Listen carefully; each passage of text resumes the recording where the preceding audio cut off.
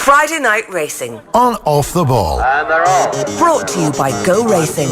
Plan your day at the races at goracing.ie. And you're very welcome along to Friday Night Racing. I'm delighted to say we've got David Jennings of the Racing Post in the Johnny Ward role today, but also beside him we've got Johnny Murtagh in the Johnny Murtagh role. How you doing, lads? Very welcome. John, how are you? I was very excited about this show, I have to say, and then the two of you started talking Meath football and I was like, no, not having it. Two Meath football aficionados, and you living in Kildare, I can't believe. Yeah, well, listen, I've grown up in Meath. Meath was a big part of it. You know, we open our arms to you, we adopt you, and you're like, no, I'm still... But my daughters are now playing for Kildare, so, you know, I have to go, and, you know, on the ladies' side of it, you know, ladies' football is going huge in Kildare, and I'm a follower of Kildare now. When the ladies' football team are up against Meath, who are you shouting for in that game? Well, Meath are playing, Meath are playing Kildare in the minor final this year, because both teams beat Dublin, and it's the first time in 8 years Dublin have got beaten in the ladies' minor. So... that'll test me, but you know, my daughter she's the daddy's favourite, so yeah, she's the one. Fair enough. The Royals are back, Johnny. The Royals are back. Division 1 football beckons. Well, don't turn now. Next week. Been through the hardship. Next week will tell us everything. We keep saying that for the last few years, but next you couldn't ask for better. You know, in Park Tolton, playing Fermanagh, winner takes all. And look, they actually have been building over the last couple of years. They put in good performances. Last year's championship game against Tyrone wasn't a flash in the pan. Sometimes you get those one-off performances and all of a sudden it's not a big deal, but they backed it up this year, so fair play to them. Yeah, we're getting quite excited. In Meath terms, we're getting quite excited. We've had nothing to shout about in the last decade, Johnny. No, but a bit of consistency, and if first time in 13 years, very hard to believe the Meath football has not been in Division 1 for 13 years. And I think it shows, you know, they need to be there. And if they do get there, I think they are building and they are going in the right way. You're legitimately a fan of loads of sports. You walked in and picked up the picture of Katie Taylor and were like, she's a special woman. So you follow everything. Oh, that's all I watch. In my house, my kids, like, and my wife are sick. There's Sky Sports on all the time, you know, Air Sport, everything like that. I'm a huge fan of sports. And I love, you know, they're recently, the American football. Tom Brady. Yeah. Like what he's done. You know, he's changed the whole lot. I'm 40, 41, 42. And I watched the documentary on him. What he does before pre-season, he's getting ready for pre-season. That he's the avocado ice cream and brings all the receivers to his house. Not a bad place to spend a weekend now. No. Not a bad place to spend a weekend. Tom Brady's house. You get lots barbecues, of the West Wing. And he has them all practicing the drills. You know, and I think that's what you have to do if you want to be.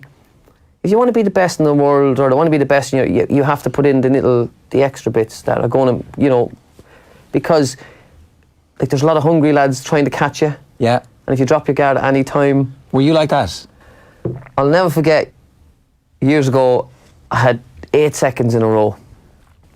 So I rang up the guy in UCD, Aidan Moran in UCD, sports guy, went up, spoke to him for about half an hour, crying at him, you know, I've lost the will to win. I used to be so determined, and 8 photo finishes in the row, and I'm after getting beaten. And after about half an hour, he said, Johnny, listen, you've lost the will to work. You're Johnny Murtagh, you're floating around in 4th gear. You know, you're not putting in... I said, did this guy not hear what I'm after saying for the last half hour? And he says, yeah, he says, you're floating around in 2nd gear. There's loads more left in the tank. And from then on, that was it. You know, there's loads more left. I don't believe in burnout. I believe in cop-out, but I don't believe in burnout. Well, okay, let's go back to that. So when Aidan Moran sits there and tells you you're not putting it in, are you open to that, or are you, screw you know nothing? Were you angry initially when he said it? No. When you really are honest to yourself and you look back, I was floating around. I had a big car. I was driving in. I was riding all these horses' work. You know, but you have to put in the extra yards. So, you know, first of all, then I said, okay, I want to be the fittest jockey in the weigh room. If I'm the fittest jockey in the weigh room, I'm one ahead of everybody at the start. And that's what I did. I got stuck in. And that year, I rode 12 Group 1s that year. Was that a coincidence? I got on good horses, I know. But if you're putting in the work, you usually get what you deserve in life. When you look back at the 8 seconds, was there something... Was your technique not great? Was it will to win? Was it a combination of a bunch of different things? I just said to myself, I just rang my agent, I said, I'll never get beaten another photo finish. So that was my mindset. I got beaten loads of photo finishes after that. Yeah. But that was my mindset. When it came down to the finish, who wants it the most? I think in a lot of sports, when it comes down like to elite, who wants the most? And I go back to the rugby match last week, Wales, Ireland. 2 brilliant teams, 2 brilliant coaches. Who wanted it most? Wales wanted it most. Jack Nicklaus had this thing where after a round one time. He'd had a lot of 3-putts, and the guy, I'm going to butcher this story now, so if I get it wrong somebody can correct us, but he gets asked in the press conference afterwards about the 3-putts, and he goes, what 3-putts? He just blanked it straight from his mind. Like, it's your thing there about, like, I'm never going to get beaten in another photo finish. You do, but like, because you said you didn't, or you're not going to, you've got this kind of weird psychological ability to go. And that has to be in racing, because you have 7 rides every day. So if you butcher the first one, or give the first one a bad ride, you can't carry on to the next one, because the next one is the most important one. And, you know, past tense, I'm still a great jockey. I believe I'm the best. I'll beat any of these lads in the finish, and it's on to the next one. What age were you when you went to see Aidan Moran? It was in the year 2000, so it was well on in my career. Like, yeah. So but that just at that time I needed something like must have triggered, like, 'cause him specifically, obviously, like, people might not be familiar with his work, but I think he's worked with a bunch of the golfers as well, and like, it's you know, he's got a really great reputation. He's written a couple of books. How did you hear about him? It was obviously in your mind that you needed a little bit of exterior help. I never went back to him. I only went to him once. You know, I never went back to him again. I only went to him once, but he ignited something in me that your body will overcome anything. You're able to overcome anything. You know, the starvation, the diet, and the sweating. And I used to be in the sauna in the morning, and I'd be taking off, and you'd be taking off the last pound, and you'd be down the bottom, and you'd be trying to get the last pound off, and you'd be kind of thinking about the day ahead. And, oh, gee, how am I going to get through it? You know, that's what you'd be thinking. How am I going to get through the day? I'm riding 4 favourites. I'm riding the biggest races in the world. How am I going to get through it? And then all of a sudden, you have a cold shower, you put your suit on, you walk from the car to the weigh room, and when you get into that weigh room, it's like you just forget about everything. It's just a clean slate, the race, last minute preparation, you look at it, you have to go through it the night before, and it's just something switches in. You get a cup of tea, 2 sugars or 3 sugars, it's like you're after getting a shot in the arm. It's like, you know. It's a McDonald's to the rest of us. You know, you're out like, and it's, you know, you're just in the zone. Yeah. And looking back, and I say, how did I do it? Yeah. Something kicks in. Something kicks in. I don't know what it is. I don't know if everybody has it. I don't know if you can give it to them. You know, I'll be trying to give it to them. I don't know if you can. But something kicks in. Andy Lee talks about that walk, the ring walk, you know, because he's the world's nicest man. I don't know if you've ever met him, but he is an absolute gent. And then he gets into the ring and it's now I'm killer. Now I'm a killer. And like, I guess it's the same. You get to the starting line, the bit you were saying earlier on about, like, I'm going to beat any of these guys in a finish. They think the same about you. And it is the most competitive part of your sport, those finishes. It's all right saying it, but do you believe it? You know, because we all get a great spiel, you know, oh yeah, I'd beat anyone, but do you believe it? Like, I was believing it. I had myself convinced, because I was telling myself. I had myself convinced. From a teenager, from like 19, 20, or did it kick in at some point? The first time it ever happened to me was, I was boxing in the All-Irelands. I was 13. I was boxing a guy called Joe Sutcliffe. He was from Drimnagh. His brother was Phil Sutcliffe. He was just back from the Olympics, and he got a big cheer before, and in his corner is Phil Sutcliffe. And I'm from Navan Boxing Club. I'm boxing in the stadium against Joe Sutcliffe. First round goes on, he wins it. Second round 50-50. Third round, I'm getting on top. Split decision, 4-1 in favour of Joe Sutcliffe. I came out of the ring that day and I said, that will never happen to me again. I will never ever be beaten before the event. I will never ever give anyone that much respect again. I'll respect them, okay, but respect them, but no respect at the same. If you know what I mean. Yeah. I will give everything I can. I will give everything I can. And if it's not good enough, you only have yourself to answer. When you're lying in the bed at night, you only have to answer to yourself. No intimidation from anybody after No that point. intimidation, never be beaten before the event. And that's where that started. And then, as I said, different people and listening to different people and watching. You know, I love reading books of those great players. Like, my idol would have been Michael Jordan. Greatest basketball player of all time. He wanted the ball when the game was on the line. If there was 2 seconds left, he wanted the ball. He's not getting paid millions of pounds and then, it came to him on his wrong foot. You know, shouldn't have a wrong foot. Shouldn't have a wrong foot. You know what I mean? So he wanted the ball when the game was on the line. That's what great players do. So do you want to be good or do you want to be great? I wanted to be great. And I wasn't always like that, because you'd be nervous before those big races. And you know, the build up before, then you get your first thought, I hope nothing goes wrong today. In the end, that wasn't even I wouldn't even let it entertain my mind, in case subconsciously it would get in. Yeah. Because that, subconsciously it will. So nothing can go wrong today, Johnny. You know what's going to happen. The horse as well. You're the best. Nothing can go wrong. This is your interior monologue at that stage. And so at some point it was, I hope nothing will go wrong. And again, there's an evolution from that to the point where you're like, no, we got this now. Did that take winning? Did you need to win to be able to do that? Or were you able to talk yourself first into winning? Like, fear is a great motivator. So I was motivated for years by fear, because I didn't come from a racing background. I was just so afraid someone will tap you on the shoulder and say, listen, you're from Bournemouth, you went brown into this, you're just getting lucky. We know who you really are. So that was really driving me on, with fear that I might really find out who I am, or that I'm not meant for this, or this, I'm not good enough for this. But then in the end, I was doing the work. I had a great team around me. I had great people around me, and I knew then, I knew I'd put in the hours, and then I started feeling really comfortable with myself as well. And that's when the flowering of all your full ability starts to come out. Yeah. Yeah. We skipped a few bits there, obviously, from being a boxer to being the best jockey in the world. 13-year-old boxer becomes best jockey in the world. What the hell? How? Like, what's that? There's something inside me. I don't know what it is. I still have it. Playing table tennis with the kids. Can't let them win. I'm not trying to beat them. I don't smash it to them, but I don't give them any points away. I says, no, you can't. No unforced errors. Yeah. Don't be. I didn't win that game. You gave it to me. You hit 3 out, 4 into the net. So my poor kids are mentally scarred for life. Demented. But when did you decide you wanted to be a jockey, though? How do you go? So I presume when you're 13 and the Sutcliffes and the power of the brand probably affects the split judging, but after that you want to be a world champion boxer, but at some point... I was into all sport. Like, I played basketball, played football, boxing, cross-country running, done everything, done everything like that. And my cousins had donkeys and ponies down in Cortown. I used to go down and ride them, and we used to, ride the donkeys around the field, and it was great crack. And my mother met a guy one night at the boxing. He says, geez, he'd be a good jockey. He said, he's tenacious, he's light, good balance. Yeah.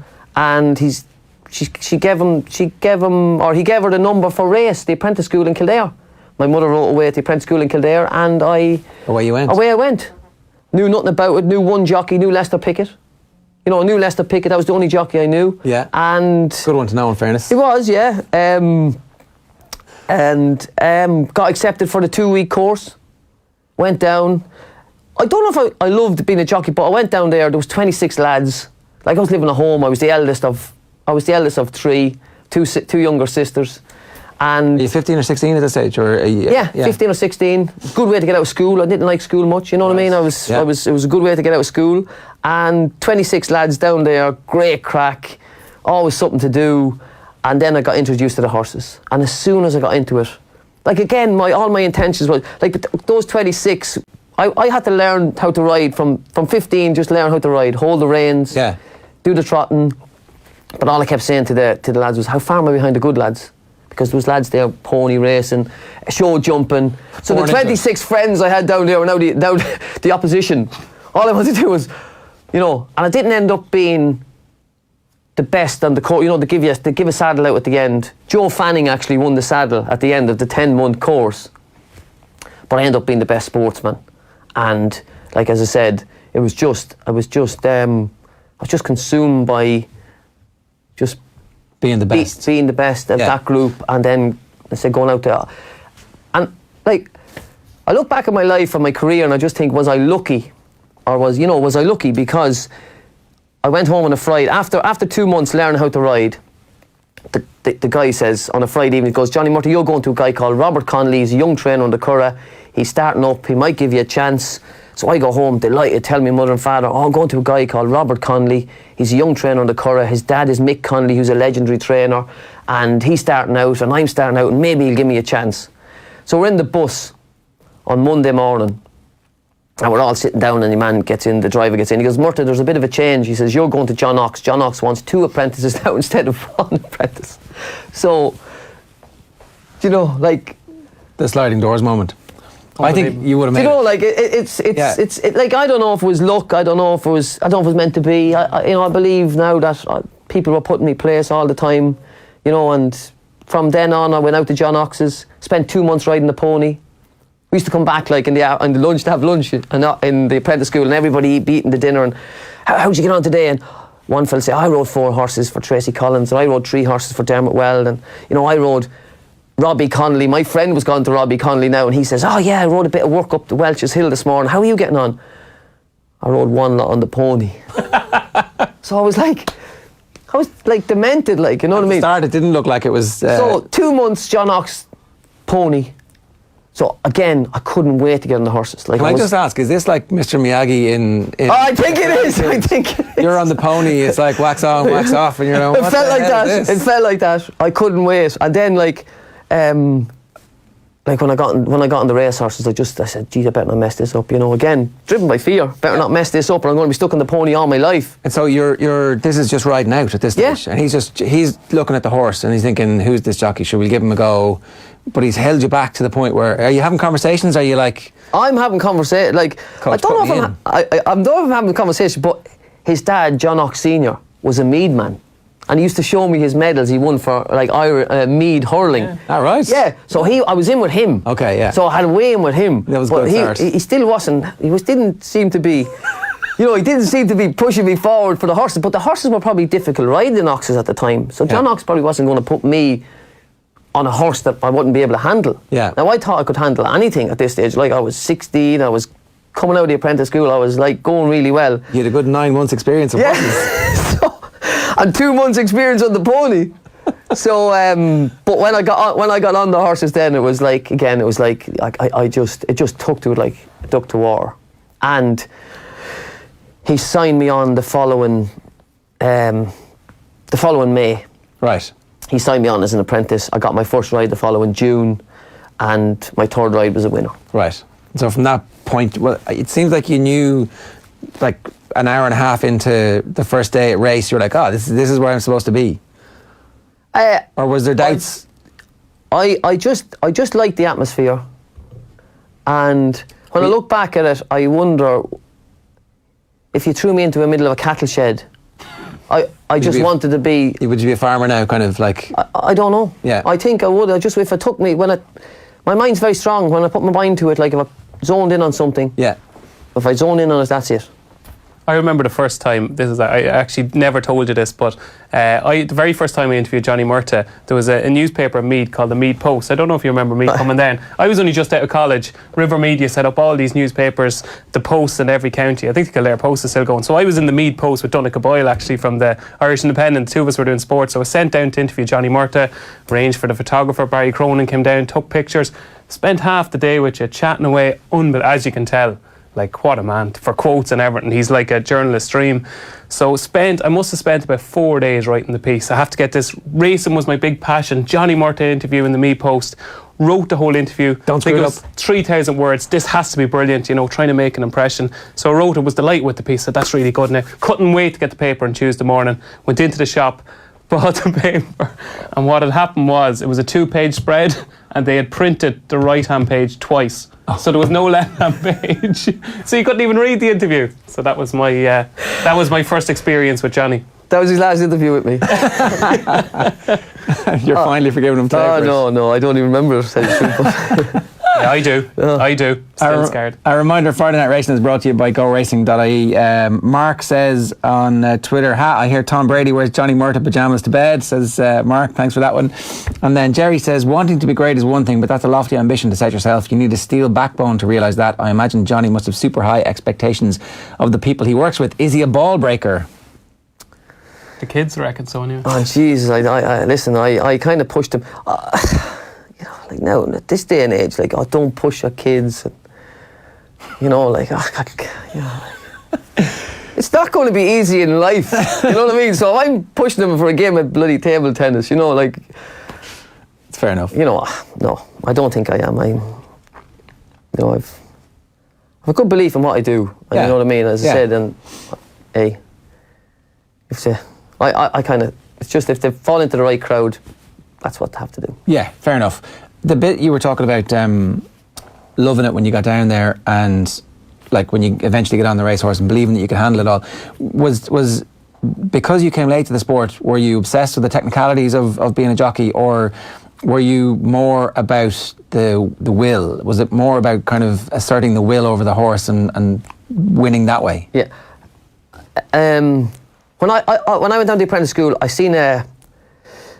was 1987, I'll never forget it. I was in the apprentice school, and there was a video there, video with a video machine. The Mac Tombs were just after coming into Europe, into England, and there was the Mac Tombs of 87. It was all the horses, all the great winners they had in 1987, and there was two jockeys. Steve Cotton rode in Sheikh Mohammed's maroon silks, and Walter Swinburne rode in Maktoum Al Maktoums, would have been the blue and the light blue V.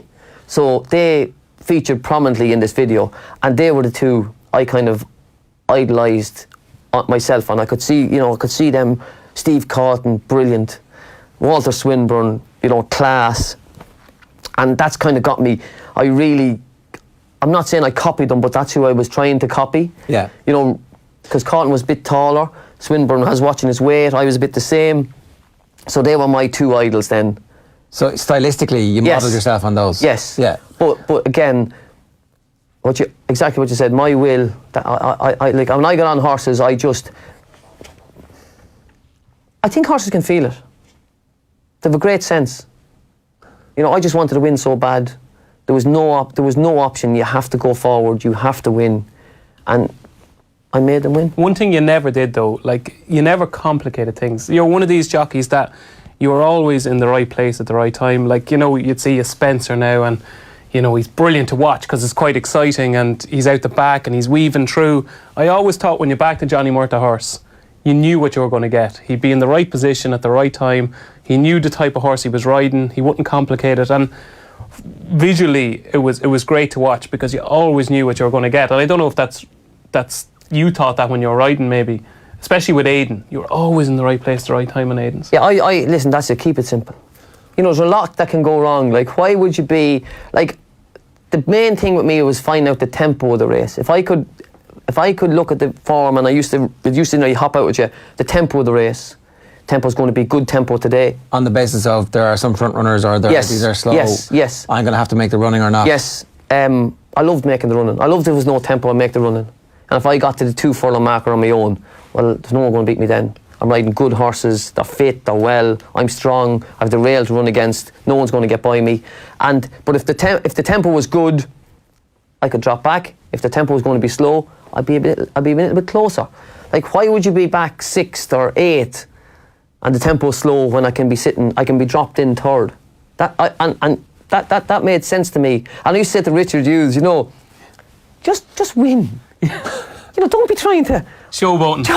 Just win, because if you lose doing that, and if you lose doing that, you're basically put a target on your head. Yeah. And it is people's money. There's people backing you, and there's owners there. And it's business. It's just win. It's the entertainment business. It is business at the same time, but it is entertainment. People want to be entertained. Yeah, but I guarantee there'll be a lot more entertainers after backing you and you win than backing you flying home, entertaining and finishing second. This is a fair point. When you look back at your career, are there single individual things that you kind of still go, yeah, that's hairs in the back of my neck, or because there's so many of them, is it hard to pick them out? Is it just now a general sense of, yeah, that was great, that was a brilliant part of my life when I was riding winners, or do you still go, there are still some key moments in that I know, yeah, now I've made it, or, well, that's a record, someone's not going to break that, or... No, I don't think so. I think I done very well. I'd like to think I gave it my best shot all the time. You know what I mean? I got a bit. Listen. Everton was very easy to me. First year rode 12 winners. Got my first ride in May. Rode my first winner in June. 12 winners that year. Ended up winning November handicap at Leopardstown. So it was just so easy. The riding was so easy. Next year rode 22 winners. Next year champion apprentice 34 winners. Next year second in championship, 32 winners. So the first four or 5 years were just, had a job with John Oxx at 20. Didn't ride a horse till 15. 5 years later now I'm with John Oxx, biggest powerful stable in Europe. Aga Khan has 50 horses, or 80 horses. Sheikh Mohammed has 50. And I'm kind of 21 or 2. Wild. Do you realise how good you have it at that time? I didn't realise. No. I was, I was kind of... Youth is wasted on the young. Oh, yeah. Sure, I was... Actually, listen, I was going out. There was no race on a Sunday. So Saturday night was a big night out, you know what I mean? So you worked hard all week, Saturday night, party central, Yeah. you know. And I was, John Oxx comes to me and goes, listen, we're going to have to part ways. You know, I'm hearing stories back. And, Right. you know, that was a kind of a... Did that calm you down? That was for about a week. But when you gone that far, you know, like, he called me up to the office and he said, hearing stories. I carried 3 pound overweight one Saturday. Right. Got beaten neck. You know, so the stories were getting back. I didn't think anybody knew. I thought it was invisible. You know, when you're out, you think you're invisible, you know? Yeah. But actually, you're quite famous. Quite famous. And Nijinsky's or the Silk and Thomas. you know, so and so he says, listen, we're going to have to part ways. But he says, you know, keep your riding. He says, I'll use you when I can. So my first, like, typical me, straight away afterwards, I'll show him. So for the next month, like, I rode 4 winners in Galway that next week. I rode a treble the first day. You know, I rode 10 winners in the next 2 weeks. But that only lasted for so long, and then I kind of went and won and kind of quit the sport for a while. And What happened there? Why did you quit? sure, I was all over the place. I was, you know, drinking a lot and partying, and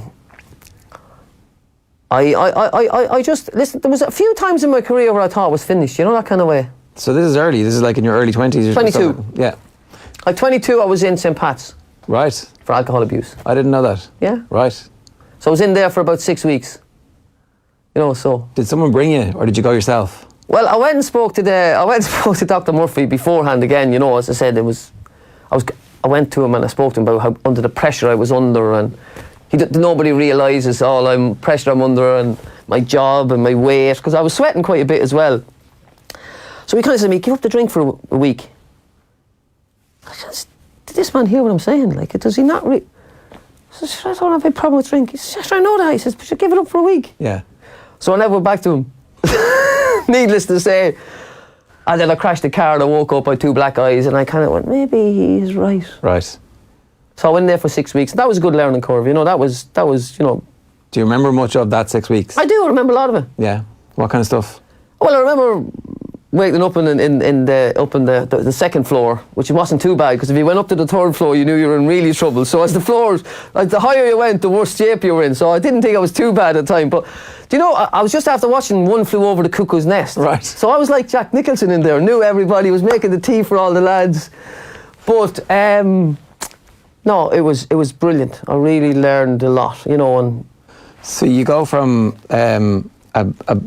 a boxer who's never ridden to an apprentice to one of the best jockeys in the land to 6 weeks drying out. It's an amazing short. It's what autobiography, isn't it? Like it's a, you know. It is, yeah, but that's the reality. That's what happened. I think maybe I look back, maybe I got, you know, too much, easy. too quick, too easy. That wasn't easy at the time, because I was taking off 4 or 5 pound every day, you know, before I got to the races. But it was a big joke, really. I thought it was a bit of crack, and didn't look on it as a job. It was a bit of crack, and you just had to perform then on a Saturday. You could float along for the week, and they perform well on a Saturday, ride 3 or 4 winners at the Curragh or Naas or whatever. And but that was the reality. That's what happened. And I came out there after Christmas, and I went to John Oxx and said, listen, I told him what happened. I need a base. He said, okay. He says, you can ride out here. Started with him on the 1st of February. He said, not guaranteeing any rides. I said, no, I don't. It doesn't matter. I said, I didn't even know if I wanted to ride then. But after then, 6 weeks, start of the season was the 17th of March. He gave me a ride the 17th of March. First ride he gave me was winner at Naas. So it was up and running again. And one of those moments was Mick Kinnan was riding a lot for John Oxx at the time. Richard Hughes was riding a lot for him at the time. And I was kind of 3rd choice. But I was getting a few rides and I was tipping away. And after the first winner at the Naas, I was kind of back going again. And racing short, you know, they know you're back into the swing of things. Johnny's back. He's back in good shape. I was riding 8-7. I was in good shape. I was trying really hard. And I'll never forget Pretty Polly Day at the Curragh. I rode a filly called Takaruna for John Oxx and the Aga Khan. She had 8 stone 7.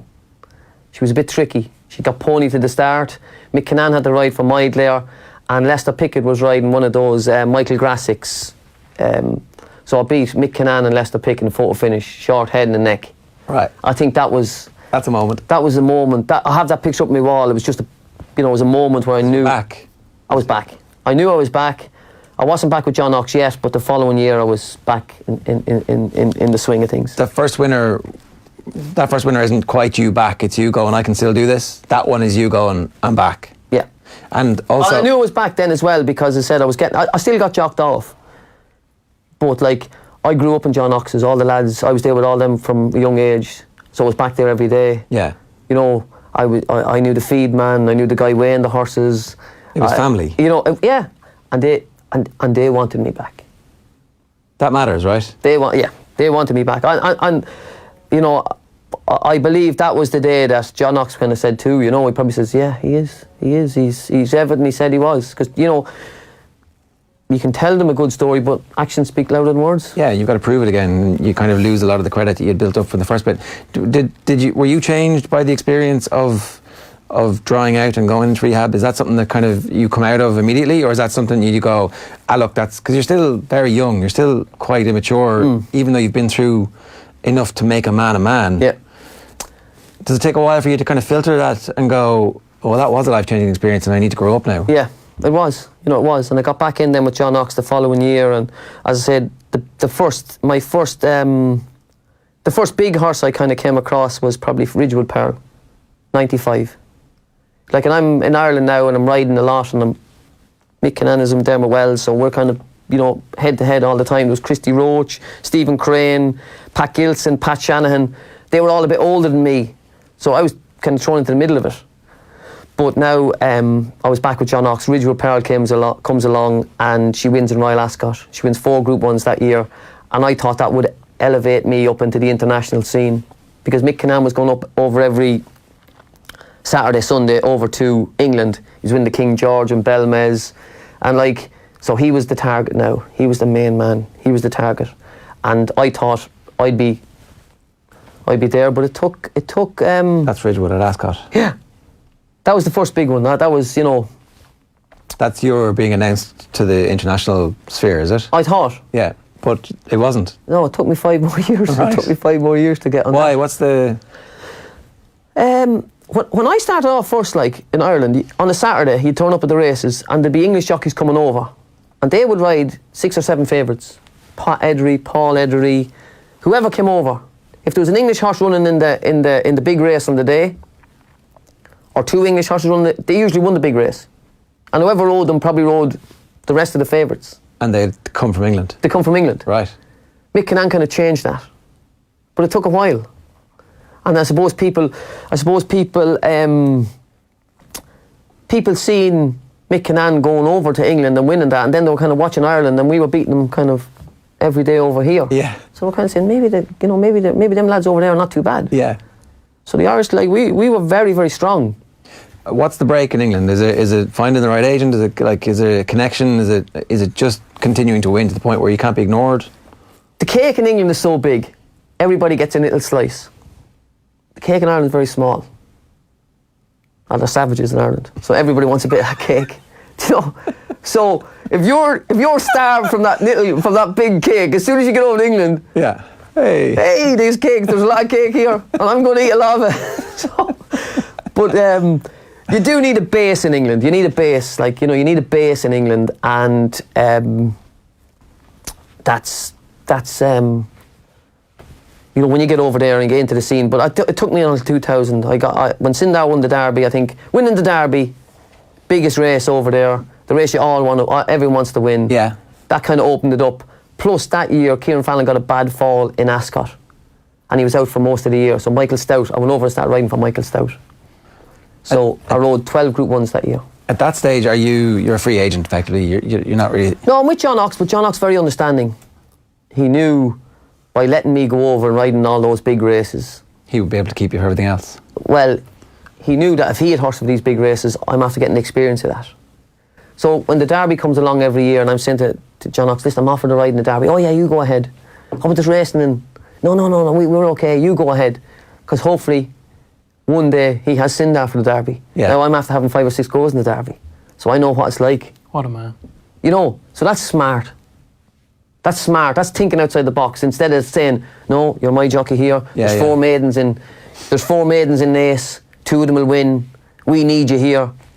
They're going to win anyway. And was he? For us, he was always a gentleman. You know, an absolute legend of the sport. Yeah. Was he like that to ride for? Oh, Was he he was. as much a gentleman? He was. He was. And I suppose the first time he really brought me up and pulled me up was that time once. Yeah. And even, you know, it wasn't even a bollocking, you know what I mean? It was, Yeah. It was just, these are the facts. I'm not angry, I'm disappointed. These are the facts. What could you say? You know, what could you say to him? But that's what he did. You know, that's what he did. That when Sindar did come along, he knew I was after having 4 or 5 goals in the Derby. I knew what it would take. And that was one of the reasons. Derby day, I walked the track. I walked down to the 2-4 mark. I walked back. 60,000 people there, infield packed, roaring. I knew John Oxx fancied the horse. He was going really well. I knew he fancied the horse. The Aga Khan was after giving me a second chance, like from the time I was back in with the Aga Khan. He was after giving me a second chance. So I was there now. This is the day, Johnny. What's your interior monologue? This is the day, Johnny. This is not the day to fall weak. This is the day you've been wanting all your life. This is the day. Now is the day to perform. You do what you do. You know, don't. You know, Crow Park all gets the players. That can't get to you, John. You know, this is where you want to be. This cannot be your... And I just went out with the mindset, it cannot be my fault this horse doesn't win today. I have to give him every chance and more to make sure he wins the Derby. And I remember coming at the 2 marker in the Derby, and he was coming. And the first thought was, you're going to win the Derby. Don't showboat him. Don't fall off. Just do what you do. Today is not a day for trying out something new. Just do what you do. It's going to be enough. It's been enough all the time. Just keep it very, very simple. And he won. And that was the day I thought I paid everybody back and more. The Aga Khan, John Oxx, and you know, I think by my celebration or the way I was after it, I knew everybody was, not that I owed them anything, but I didn't owe them anymore. What's the emotion that you're feeling? Oh, listen, it's relief. It's relief. It's relief. You know, it's relief, and I don't know what it is. It never goes away. That feeling, like and sometimes you can get that feeling winning a maiden in Roscommon for some owner breeder that you know what they've gone through to get it there. Because my wife keeps saying to me, you know, it's easy to get up for Derby Day. It's easy to get up, and I was always good at getting up for the Royal Ascots, Epsom Derby Day. But something happened to me. My wife said to me, she said, Johnny, it's someone's Derby, Roscommon. And, you know, I was a bit like that. Probably my life was a bit like that. So I wanted it to be. Yeah. I wanted to be measured on... I think it was unfair. Riding fees are 155 quid, I think. So it's unfair to be this Johnny for Derby Day for 155, and for Roscommon on a Monday, be that Johnny. It might get you through the maiden, but it didn't just feel right with me. Did it take your wife saying that for you to for that penny to drop along the way as well? Yeah. It's a hard life though, right? Is part of that just because it's a mad life where you are sweating and you are making the weights and you are kind of having 3 sugars in your tea, and that's the highlight of your week in some ways. Yeah, it is. And that was a hard part of it, because you still had to do as much sweating on a Monday for Roscommon, because you probably did celebrate after winning the Derby on a Saturday by having a bit of dinner. You know, you probably did. Yeah. But you knew even eating your dinner. Like, you know, you knew even eating your dinner. I wonder how much running I'm going to have to do tomorrow for this. Yeah. You knew what you had to do for tomorrow for this. So there was no enjoyment in it. There was like, you were eating there, it was great, you have to win the Derby, but you knew you had 4 rides in Roscommon and you had to do 9 stone, and it was going to take as much effort to do that on a Monday in Roscommon as it did for Derby Day. Is it a coincidence that we hear stories of so many of the flat jockeys in particular having difficulties with addiction issues? No. What can be done about it? Well, Shane Foley came to me the other day, and there was one young lad got done, you know, and he says to me, "Jeez, like, he should have known he was riding next week." So I kind of looked at him. I said, "Shane, if I was out on a night out the last thing on my mind would be riding next week. You know? And if anything was thrown your way after a few drinks, you were game for anything. Yeah. You know, like, you're out for a night out, you're here having one of them, you know, oh yeah, what are they? Oh, they're great. Oh yeah. Yeah. You know. But it is like, there's a lot more education now. Is that it? I think it is. I think it is. And I think it's down to the lads themselves to talk a bit more about it. Be a bit more open. I go in and do a lot of talks, you know, now. And, like they'll never reach their true potential. Like you look at all the... There was some greats down through the years, like, that just... Like, you know, I'm not saying don't drink, but they never reached... Yeah. Like, as I say, you never reach your true potential drinking and drugging. Yeah. Do you know, if you want to be great, like, I think, be great for a long time. No. Give yourself the chance that you're not going to look back. Well, I didn't want to wake up when I was 50 and I was sitting in the pub with the boys and saying, you know what, if I'd done this, I could have been a contender. I could have done this, or if I'd done that, or I should have done this and I should have done that. I wanted to give myself a clean shot. And if it wasn't good enough, well, at least I gave myself every chance. The science behind the dietary and all that kind of stuff, is that something that ever... I had so many diets down through the years. I had so many people coming in. In the end, another great story, I went down to a guy called Giles Warrington down in Limerick. I was about 26 at this stage, you know, and I was wondering, am I doing any damage to myself, you know? Do you know when you get to one of these clarity moments? I wonder, am I doing any damage to myself, or could there be... Probably. Could there be work? Could there be a problem later on in my life? Yeah. First, I don't know why I even said it, because that never even bothered me, you know what I mean? So, so I went down, I sat down with him, and I started telling him what I was doing, running with sweatsuits on, piss pills, shit pills. Right. You know, different ways to lose weight, running for 20 minutes, getting in the car with the heater on, driving to the races, taking off 5-6 pound every day. And I could see him kind of shifting in his chair. He was kind of moving in his chair a little bit uncomfortable, you know. So I kind of looked at him. I says, will I tell him the lot, or will I kind of, you know? And I said it was the first time I told Eddie. I said, I didn't know him. First time I met him, I said, he seems all right. I said, what's the worst he can do? You know, carry me away in a straight jacket. So I told him the lot, and he was fidgeting in his chair. And he said to me, and you're right after this? Oh, yeah. I said, yeah, have a cup of tea, 2 sugars. So he said to me, when do you rehydrate? Well, I said, the season starts in March and ends in November, so I usually rehydrate November, December. He was a sports guy. Yeah. He was totally blown away. He couldn't believe it. So he kind of got involved with me, and he got me on a diet. And then I have like Adrian McGoldrick. Like, he's my doctor. So like I would have spoke to him lots. Yeah. And there was often days where I felt like I was giving up, and there was times I said, I'm not able to do this anymore. Hang in there. He'd say, hang in there. Hang in there. I'll take your blood. The great thing was to take your blood. You know, I'll take me blood. I don't feel well. Johnny, 100% your blood. He says, you're 100%. So like, as soon as he said that, it was like, again, another shot in the arm. So off I went again, you know. So he's like, when I look back at it, sure, he was brilliant. But he's a great friend of mine as well. And he just kept me in. I was hanging in at times.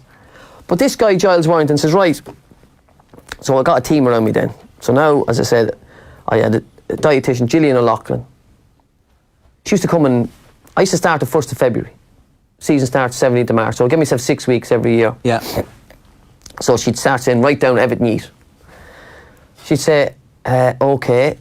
And that would be maybe 9.5 stone. And I want to get to 8.5 stone. Right. And they started taking my body fat. So I'm starting off body fat 11. So I'm body fat 11. I'm 9.5 stone. I want to get to 8.5 stone. And I could get to 9 stone always. You know. It's that extra half stone. So now I said, she says 2,000 calories a day, and she'd write out a list, and I'd write down what I'm eating. And while I was doing all the cooking, brown rice and this and that.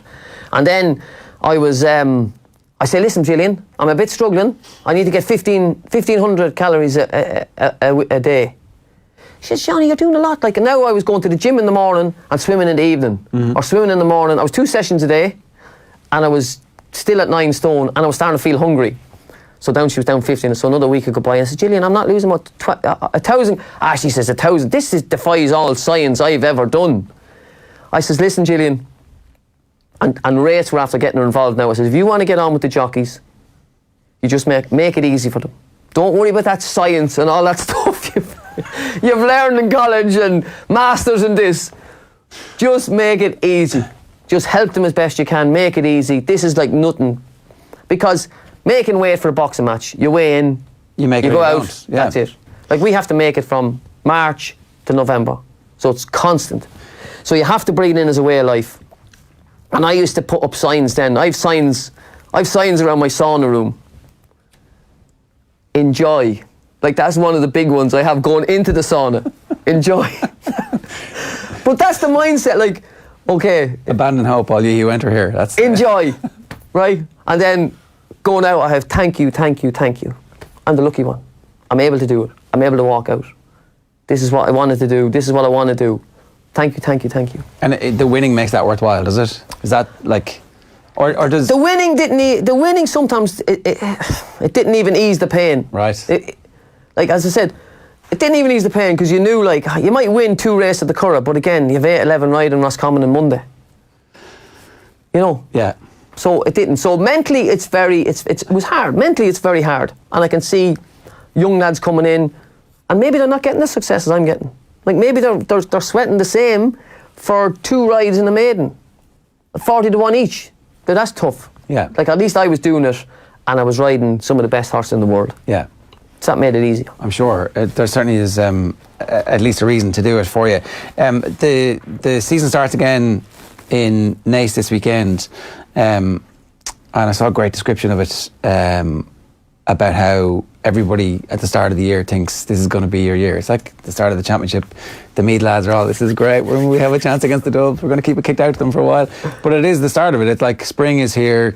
There's a little bit of stretch in the evenings. It's bright when most of us are getting up in the mornings. It's like, anything is possible. Oh, it is. It is. Like I'm so positive. Like there's no negatives in my life anymore.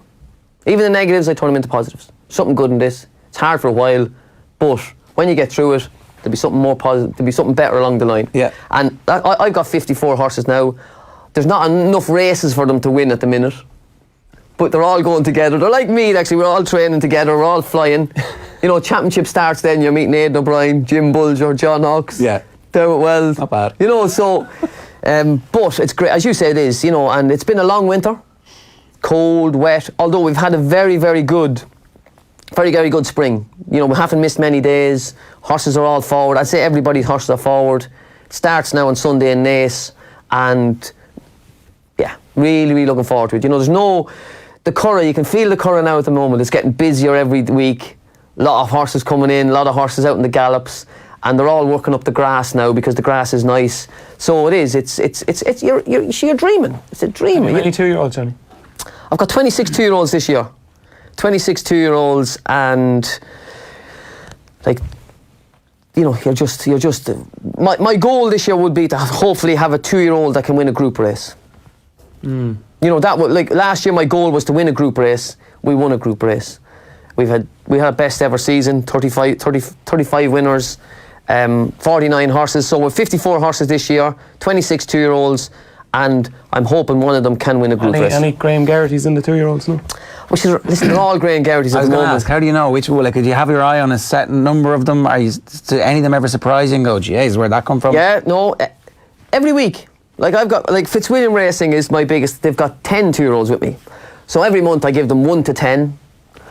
But number 1 last month is number 9 this month. Right. You know what I mean? Yeah. So when you start putting the pressure on them, they're like humans, I suppose. They're like people. They age in different ways. Yeah. I'd say most horses, January, February, March, they can do it. Now it's starting to put a bit of pressure on. They're going a bit shorter, going a bit faster. The tempo is ranking up. Yeah. Some of them stay the same. Some of them get better. And some of them just fall away. So who was the number 1 this week, Johnny? Well, the number 1 this week is... I've got a runner actually in the first 2-year-old race. Again, I plan to have a 2-year-old runner the first day of the season in Naas. So it's a horse my wife owns, so no pressure. But if my wife and a friend of hers picked up a horse for $3,000. He's cheap, he's cheerful, but he's ready to start off. And I wanted to have a runner the first day of the season, and it kind of gives you a line on where the rest of them stand. Yeah. The pecking order, because as you say, they're all going up together up the grass. They're all great. I'm always fascinated by this. Are you timing them? Is it pure eye test? Is it like that short stretch of the gallops? We get them all out, and they're racing effectively, or they're close to their racing speed. How do you tell whether? No, it's the feel and it's the feedback. You know, it's the feel and the feedback. You know, the feel they give you. You know, good mover, like soft ground, and then the feedback, the jockeys. You know, the jockeys. And we have one lead horse. He's a 9-year-old, but he's gone down so long. He knows everything. So we usually put them in behind him. Right. Go a good pace, pull him out, and if they get by him, they're usually competitive because he's been there, he's done it before, and that's the kind of the tester. If there was that video you came across as a kid of the two jockeys in the Sheik's colours in 87 and 88, were there trainers that you did the same bit when you were transitioning to become a trainer? You're like, I'll have a little bit of John Oxx, I'll have a little bit of... Well, that's it. I worked with the great trainers, like John Oxx, a brilliant trainer, Aidan Moran, brilliant trainer, Michael Stout, brilliant trainer. I've been to Australia, I've been to America. So, I all of those, the way... But training's a bit like riding. Keep it simple. Don't overcomplicate it. You know, get them fit. And like I used to say to Aidan, can you make them good? Yeah. And he says, no, but you can make them bad. But now as a trainer, I know you can. You know. You can't make them good. You can't make them good, but you can make them bad. Overtraining them. You know, they give you the signs. They give you the signs. Like they're training now, if a horse doesn't eat up in the morning, and he usually eats about everything, that's a sign, Johnny. Yeah. Do you either heed it? He's all right, kick on. You know, we take temperatures in the morning and the evening. If the temperature's up a little bit, he's okay, it's warm. There's a reason for it. Yeah. So you heed them. So I'm always looking for the signs. And when you're with them every day, you see something that's not usual. And horses are creatures of habit. Like I feed them every night at 9:30. I go out, it's a nice time to see them. They're in their comfort zone. They're all standing in the same place. I feed them. They all do the same thing. Put the feed in, he comes to you, that fella stands away, he whinnies, he kicks the door. And if they don't, you go into the house thinking, I wonder what's wrong with him. You can do that when you have the number of horses you have now. If you get much bigger, it's going to be harder and harder. You're going to have to expand and trust people to do it. Yeah, and that's one thing. I always wanted to be champion trainer and train 200 horses and take them all on. But big ordeal. We've got 56 at the moment, got great staff. To get another 56, I need double the staff. So, you know, I'm happy. I'm happy where they are at the moment. Yeah. I'm happy where they are at the moment. I'm not saying I still wouldn't like... I'm not saying I wouldn't be able to manage 200 because I would. Again, I have my mind set in it. When I tune in and my mind set in it, you could accomplish anything. But is it better to be the best trainer, the trainer of the best horses, or the best trainer of the biggest number of horses? Well, the thing about it is, it's all about winners. You judge them winners all the time. But Cheltenham showed you this week that, you know, the Garvin Cromwells, the Martin Brazils, they're very, very good trainers, and they're not going to do it every day, but when they target those big races, you can beat the big boys. Yeah. So it's a bit like, we're not going to hit them every time, but there is days that we will have our horse really, really ready. He'll run the lights out, and maybe theirs won't, or run a bit below par. But that's the way I look at it. But it gives you a bit of hope. And with Ken Condon, Ken Condon won the Guineas last year, and I went out to the yard the next day. I was like, you know, this can be done. Yeah. We can do it. Because you do lose a little bit of hope at times. I'm sure. 400 horses, 200 horses, best horse in the world. Yeah. You kind of get a bit deflated, but, you know, you have to believe. I still believe. I don't doubt myself in any way. No, that comes I across. do not doubt myself in any way. That's one thing. No, you're right. I've rode for trainers who are brilliant trainers, and I'm wondering, what are you worried about? I wonder, am I doing it right? There's no right way and wrong way in this. Yeah. Just do the best you can. There's no right way or wrong way. There's no right way. There's no right way to train a horse. Different people do different things, and they get the results. Even with different horses, they'll do different things. But a fella says to me, "Oh, what are you feeding them?" And I can look at him and say, "It doesn't matter what I'm feeding. I'd rather what I'm feeding it to what I'm feeding. Don't worry. You know? So you need to get the better quality horses in. Yeah. But who's to say the horse cost 300 grand is better than a horse that costs 30 grand? Yeah, or three on Nace. We'll find out. And that's what's great about this sport. You cannot see what's in them.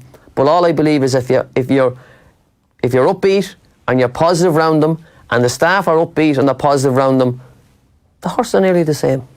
Yeah. And I'm sure that that rubs off on everybody as well. I want to just do this bit here because this Sunday sees 2 Tote sponsored races. The flat season, obviously, as we've been talking about, gets underway at Nace with the Tote Irish Lincolnshire, the feature on the card. At Downpatrick also, though, there's the Tote supporting Downpatrick handicap steeplechase, which goes to post at €4.25. We've got a €100 Tote charity bet for the Irish Injured Jockeys Fund. Our current winnings are at €2,014, which I think they might have been after your last visit here, which is like months ago at this stage. No, we had a good day the last day, We did, yeah, we could do with another one. But it's difficult this weekend to pick anything? Yeah, it started the flat, Johnny will tell you. It's hard to know whose horses are more forward, and as you said, you could have trainers that have done a little bit more. I think Ger Lyons could have a good day in the first day. I fancy his horse in the Lincoln. It's at 4:10, Carawan. Johnny will tell you, Ger gets a lot of these horses, well-bred horses that have been run in England. Carawan is rated 83, was with Sir Michael Stout, well-bred, won a challenge for maiden, and it's just a typical type of horse that Ger does really well with. I thought it had a really big chance in this. It's rated 83. I'd imagine by the end of the season it'll be rated a good bit higher than that. Drawn in stall 3, former champion Colin Keane takes the right, so we're going to put the charity bet on Carawan, number 20. To win or each way? We'll go to win. Okay, all right. So we'll aim high. It'll be about 10 or 12 to 1. Okay, right. Do you like Carawan's chances? Yeah, well, I have to agree with everything Dave says. Ger's a great trainer. Dangerous philosophy. He's, I rode a lot from him. He's one of them, not a small trainer, but he's 70 horses now. But he's one of the guys that, he aiming big. He's got Colin Keane riding from, which is a big plus. When I was riding, I thought maybe it's the horses. Like, you just need to get on the horses. But now I'm beginning to realise that jockey, it does make a difference.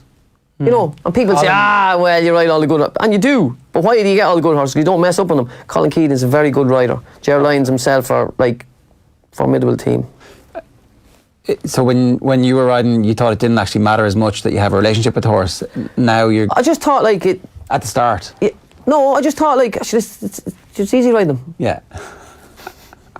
Like the hardest job for me was getting to them, like getting the weight off and getting there, getting the weight off and dieting and all that, like getting to them. Then on the race day, like that was. But now you realise it's not because you see other people. Yeah, well, I'm hard on them. Like the lads, I'm hard on the jockeys, because I'll be giving out to them and why didn't you do this and why didn't you do that? And what do they say to you? They just shake their head and go and walk off. You know what I mean? Sure, like the poor lads, But now I look at it saying, right, I'm in control. I do the jockey booking. If I don't think he's good enough, I shouldn't put him on in the first place. Yeah. So I have the decision to make. I've got great lads riding for me now at the moment. Niall McCullough, Shane Foley rang me up there the other day and he goes, can I see you for a cup of tea? So when he comes for a cup of tea, there's trouble. I was, yeah. So he's have to get in the job with Jessica Harrington. So he told me he'd ride for me all year. And then he goes to me, I go, what are we going to do? He goes to me, what would you do in this position? Johnny Murtagh, 50 horses, Jessica Harrington, 120.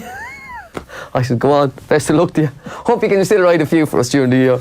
I'd say they feel a bit of pressure riding for you too, though. It's not like any other trainer. They're like, oh, so what would you know? It's like, well, these are my medals, these are my accomplishments. Yeah, it's tricky enough. Yeah, it is. And jockeys are probably, hard to ride for, but hey, I know in my heart and soul that no jockey goes out there to mess up. No, exactly. No jockey goes out there to mess up. I'd say, and there's a lot of things that goes on in a race. Like, if you're following a horse and you just move off his heels to the left and the gap opens on the right. You didn't know it was going to happen. And you'll spot that at least because you know exactly what you're looking for. Well, no, but sometimes you can see it happening a bit before it. But other times it's just a matter of just moving like that and then the gap closes here and the gap opens there. Yeah. So I know these things that can happen. So I know it can go on. And you're forgiving it, is that what I'm hearing?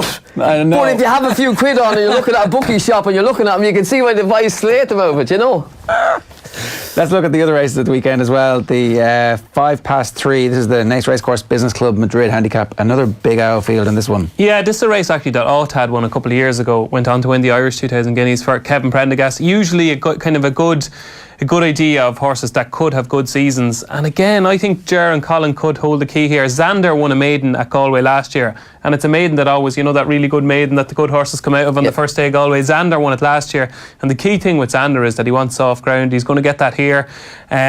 Big white face, big, strong, imposing individual. I could see Xander going well in that 3:05. And the 3:40, that's the Group 3, the Park Express Stakes. Your old buddy Shane Foley, I think he could potentially win this. Yulon Gold Fairy for Dermot Weld.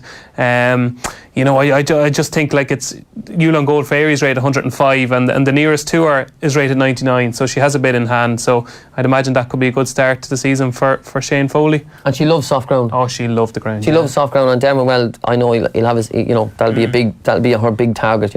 Philly Group 3, that'll be a big target for her. So I can see her myself being very, very competitive. You're obviously totally associated with the flat. Do you ever see yourself getting involved in national hunt racing at all in any meaningful way? I have one jumper this year. An owner of mine, Paul McKeown, he asked me, could we get a horse jumping? So we have a horse called Prosecution. I thought he might do okay over jumps. So we ran I entered him at Christmas in Leopardstown. But I said to the owner, there's a nice race in Limerick. Maiden in Limerick. I said, because them Leopardstown maidens are pretty hot. He says, Johnny, I live across the road from Leopardstown. He says, no way I'm travelling down to Limerick on St. Patrick or on St. Stephen's was there to go down to Limerick. We said, run him in Leopardstown. So he's had a couple of runs now. He's not the best jumper in the world, but he might win a little race. Listen, when you look at Cheltenham last week, you'd love to have horses to be there. Yeah. But there's a lot of Kilbeggans and, Roscommons and Sligos and Thurles. And in the winter, it's a good time to get a bit of a break and kind of concentrate on the 2-year-olds. But you would like to be going to those big meetings, because when you see those Cheltenham last week, it would. But you love the flat. It's like a. Well, I've grown up with the flat. I've grown up. It's been all I've known. So it seems easy. But listen. Anyone out there wants to send me a nice jumper, I'm willing. Johnny came within that of riding a winner at Cheltenham, Oh, yeah? Golden Cross, yeah. You remember it well, Johnny? Keeps reminding me of these lads. They look, I rode the stairs hurdle. It was brilliant, brilliant. I went to Cheltenham, first time I ever been there. Didn't realise, now I'm at the start of the stairs hurdle, Tony Mackay, Mick Fitzgerald, Carla Wellen. And all through the race, I thought I was going to win. I went to the second last. It was on the outer course stairs hurdle. It's a half a mile out. I said, Johnny, take your time. You're going to win the stairs hurdle. I got beaten a photo finish by my way to Solzen. So it's the most. Still one that hurts. You still have those points. There's points in your life. That one hurts. That one really, really hurts. Because imagine beating the jump lads in Cheltenham. Well, I was going to say, how did they take your arrival in the weigh room? Was it like, oh, hello? Actually, just another flat lad having midlife crisis, riding over jumps, you know what I mean? And even the flat lads were asking me, what are you trying to prove? But nothing. But I tried it when I was 19. I said, I got heavy and I got lazy, and I said, maybe the jumps are for me. I tried it when I was 19. I had about 6 or 7 rides, and I never had much interest, and I didn't like it. But when I went back this time, I said, I'll give it a good go. It was over the winter. And Mick Halford had a few nice jumpers at the time. I rode 4 winners. I rode the Boyne Hurdle at Navan. You did? Group 2, won a Group 2. And Grade 2 over jumps. Grade 2 over jumps. Is it technically the same skill? It's not. It's much tougher. It's much tougher. Like them lads, there's some men. Fall. And I never got any falls. I was kind of hand picking me rides. Right. I had about 20 rides, and my agent would ring up and he'd say, "You have a ride. Who's it for? Is it well schooled? Oh yeah, we don't." But I really, really enjoyed it. But I knew I was going back to the flat, and it does make you. It was another eye opener. Not saying how easy the flat was, but I said it was a bit easier on the flat, but it was a great buzz. I really enjoyed it, and the lads were good to me, because I know them all. I knew them all. Yeah. Because in Ireland we had mixed meetings, so I knew them all, and they knew. Listen, he's not here forever. He's going to get fed up with this. So they didn't think I was any threat. Johnny, it's been brilliant having you in. Thanks so much. Very good with your time. And David, thank you very much for picking a winner for us today as well. Yeah. Hope you both enjoyed it. It was great. I really enjoyed it. Thanks very much. Man all day. Yeah, absolutely. Yeah, so that's your Friday Night Racing this week, brought to you in association with GoRacing.ie. The flat season is back. We'll obviously be talking about that in a lot of detail over the coming weeks as well. If you have any comments for us, of course, you can just drop us a line wherever you're watching this, or of course you can text us as well. We'll see you next week. Good luck. Friday Night Racing. On Off the Ball. And they're off. Brought to you by Go Racing. Plan your day at the races at goracing.ie.